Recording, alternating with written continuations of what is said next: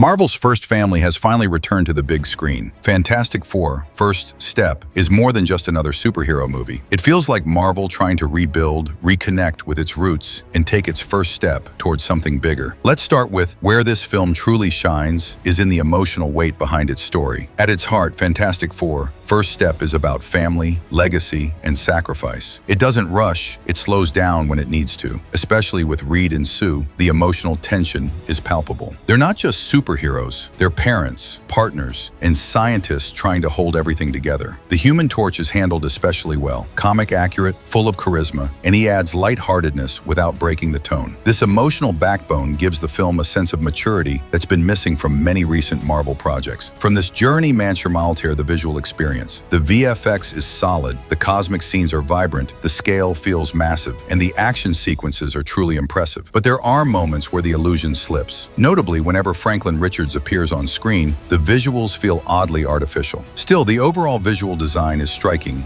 and immersive. And then there's Galactus, a terrifying cosmic force, yet strangely majestic. The design is bold, detailed, and massive in scope. Every time he appears, it feels like an event. You feel the threat he brings, not just to Earth, but to existence itself. It's a reminder that Marvel can still create villains who feel larger than life, both visually and thematically. Silver Surfer carries a lot of presence. Every scene she's in feels heavy, not only because of action, but because of the quiet tragedy she holds. She's a cosmic figure, yet grounded in guilt and inner conflict. Her dynamic with Galactus adds depth, servitude versus resistance, fear versus hope. One of the strongest parts of the film is the chemistry between the team. Reed, Sue, Johnny, and Ben feel like a real family, not just in dialogue, but in how they respond to danger, to stress, and to one another. The humor is subtle and rooted in character, not just punchlines. There's real warmth and friction, especially between Johnny and Ben, whose bond finally feels authentic. For the first time in years, the Fantastic Four genuinely feel like the heart of the MCU. The film leans into a futuristic retro aesthetic, a mix of 60s sci-fi vibes with modern Marvel polish. The design of the Baxter building, the tech, even the costumes all stand out. It gives the movie a unique identity, timeless and fresh at the same time. It's a smart, creative choice, and it helps the film avoid feeling like just another copy-paste MCU installment. Fantastic Four: First Step isn't perfect, but it doesn't need to be. What it brings is something Marvel has sorely missed: heart, scale, and the courage to try something different. From the emotional storytelling, to the grandeur of Galactus, to the strength of the cast, this film feels like the beginning of something meaningful. And if Marvel builds on this foundation with care and vision, it just might be the comeback they've needed. Yes, the mid-credit scene is important, but we'll break that down in detail in the next video, so make sure to subscribe and hit the bell so you don't miss it. And hey, if you want to see another powerful Marvel story about loss, identity, and redemption, check out my latest video, The Unworthy Thor: The Day the God of Thunder Fell. It's linked on the end screen. I'll see you there.